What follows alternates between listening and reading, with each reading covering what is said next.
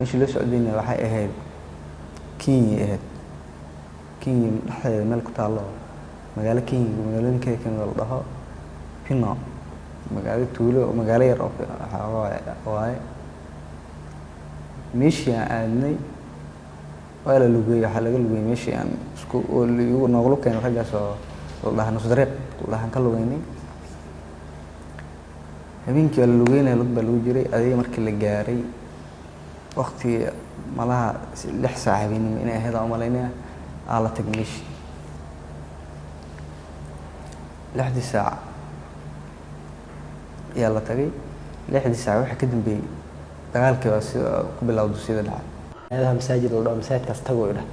أيوة هذا مساجد كي أعتقد مساجد كساعد مخربة كده كده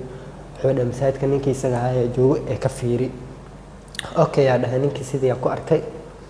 نيجي مركز سوفيري وجوه هذا صلاة دي على جنب حي صلاة مركي على جنب حي وعي هي محيا سهرة وحول وصوب حسا مساجد كبناء كي سميل هاستاجي نيجي سمعش كب حي أنا إيسو شكتي كهرباء هو أوكي هذا هاي مساجد كنيجي مركو عبار كجير كده وصوب حي كويس soo gashtay oo soo baxay wada xaflad dhaxmaray soo yar luuqo ku dhacay ninkii wada dhankaas soo maray ma soo maraha okay ayuu dhahay abaar kadib xabadaha dhaceen markaas aan wacay hay maxaa haysaa dhahay xabada ma maqasho dhahay xabada ma maqlay hay iskaga tawada xabada maqashado dhacay okay dhahay waa soo baxay sidii xabada intaas waxba ma wadoonkii waxaas la baranayo asaa marka inta badan telefoon igu soo xiriirinayo soo xalanay ma daawadaas mar ay wadaas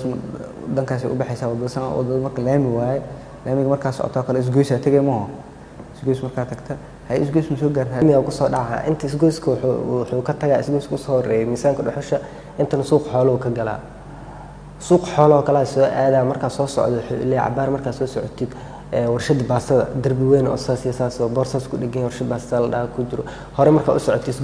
isgoyska X control bal cadaal dhaha ciidana joom arkino ha jumhuuriyadda la xanaysay algeed ka bixi karaan xagga xaafadaha xaggooda aan intaan socono dhax sii socono bacdi horay laba bus kala oo soo bixi marka labada mid ana ag socdo u dhaw dhiibi midna asaaqaat waa galnay waxay ahayd ikhtiyaar nina la dilay ninkii waa la dilay qoriya ka qaadnay waa baxsanay